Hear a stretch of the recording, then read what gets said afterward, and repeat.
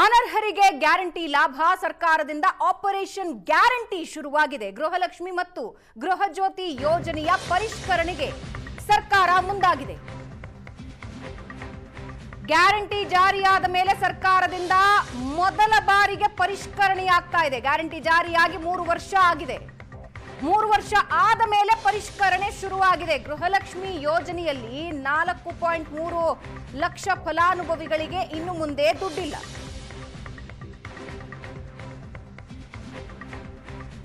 ಅರ್ಹತೆ ಇಲ್ಲದಿದ್ದರೂ ಲಾಭ ಪಡಿತಾ ಇದ್ದ ಮಹಿಳೆಯರ ಹೆಸರು ಡಿಲೀಟ್ ಆಗಿದೆ.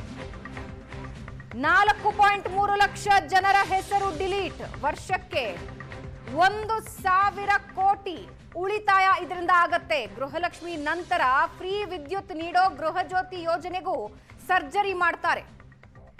ಗೃಹ ಬಳಕೆ ಹೆಸರಲ್ಲಿ ಯಾರ್ಯಾರು ವಾಣಿಜ್ಯ ಉದ್ದೇಶಕ್ಕೂ ಕೂಡ ಗೃಹಜ್ಯೋತಿ ದುರ್ಬಳಕೆ ಮಾಡ್ಕೊಳ್ತಾ ಇದ್ದಾರೋ, ಹೊರ ರಾಜ್ಯದವರು ಯಾರ್ಯಾರು ಅನರ್ಹರಿದ್ದಾರೋ ಅವರಿಗೆ ಗೃಹಜ್ಯೋತಿ ಯೋಜನೆ ಕಟ್ಗೆ ನಿರ್ಧಾರ ತೆಗೆದುಕೊಳ್ಳಲಾಗಿದೆ. ಯಾರಾದರೂ ಗೃಹಜ್ಯೋತಿ ಬಳಕೆಯನ್ನ ವಾಣಿಜ್ಯ ಉದ್ದೇಶಕ್ಕೆ ಬಳಸ್ತಾ ಇದ್ರೆ ಅಥವಾ ಹೊರ ರಾಜ್ಯದವರು ಬಳಸ್ಕೊಳ್ತಾ ಇದ್ರೆ ಅದಕ್ಕೆ ಕತ್ತರಿ ಹಾಕ್ತಾರೆ.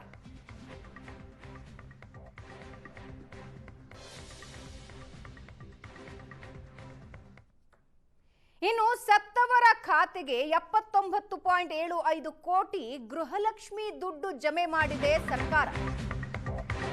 68,776 ಮೃತ ಫಲಾನುಭವಿಗಳಿಗೆ ರಾಜ್ಯ ಸರ್ಕಾರದಿಂದ ಗೃಹಲಕ್ಷ್ಮಿ ದುಡ್ಡು. ಅಧಿಕಾರಿಗಳ ನಿರ್ಲಕ್ಷ್ಯಕ್ಕೆ ಸತ್ತವರ ಖಾತೆಗೂ ಕೂಡ ಗೃಹಲಕ್ಷ್ಮಿ ಹಣ ಬಂದಿದೆ. ಸತ್ತವರ ಖಾತೆಗಳಿಂದ ಹಣ ವಾಪಸ್ ಪಡೆಯುತ್ತಂತೆ ರಾಜ್ಯ ಸರ್ಕಾರ.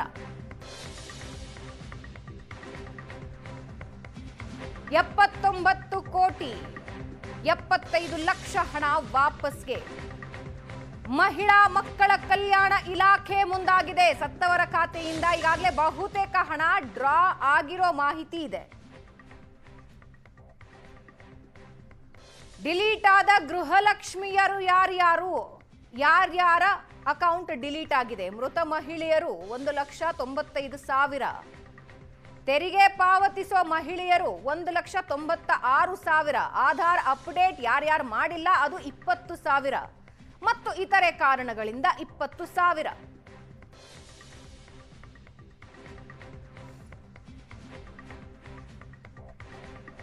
ಇನ್ನು ಸತ್ತವರಿಗೂ ಗೃಹಲಕ್ಷ್ಮಿ ದುಡ್ಡು. ಸತ್ತವರ ಖಾತೆಗೆ ಗೃಹಲಕ್ಷ್ಮಿ ದುಡ್ಡು ಜಮೆಯಾಗಿದೆ.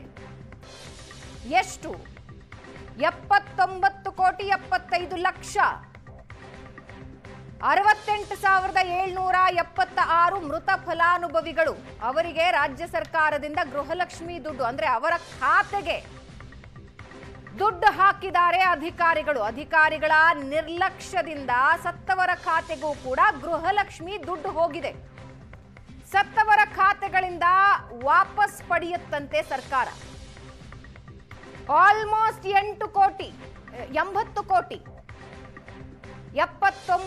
ಕೋಟಿ 75 ಲಕ್ಷ ಅಂದ್ರೆ ಆಲ್ಮೋಸ್ಟ್ 80 ಕೋಟಿ ರೂಪಾಯಿ ಅದನ್ನ ವಾಪಸ್ ಪಡೆಯೋದಕ್ಕೆ ಮಹಿಳಾ ಮಕ್ಕಳ ಕಲ್ಯಾಣ ಇಲಾಖೆ ಮುಂದಾಗಿದೆ. ಸತ್ತವರ ಖಾತೆಯಿಂದ ಈಗಾಗಲೇ ಆಲ್ಮೋಸ್ಟ್ ಹಣ ಡ್ರಾ ಮಾಡಿರೋ ಮಾಹಿತಿ ಇದೆ. ಇದರ ಜೊತೆಗೆ ರಾಜ್ಯದಲ್ಲಿ ಇಲ್ಲದ ಬ್ಯಾಂಕ್ ಖಾತೆಗಳಿಗೂ ಗೃಹಲಕ್ಷ್ಮಿ ದುಡ್ಡು ಹೋಗಿದೆ. ಹೇಗಿದು?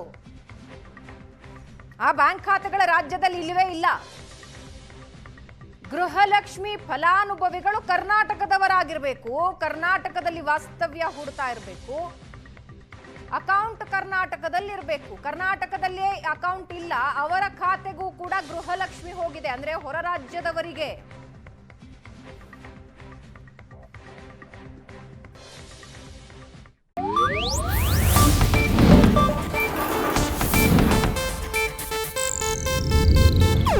ಇದು ಏಷ್ಯಾನೆಟ್ ನ್ಯೂಸ್ ನೆಟ್ವರ್ಕ್ ಪ್ರಸ್ತುತಿ.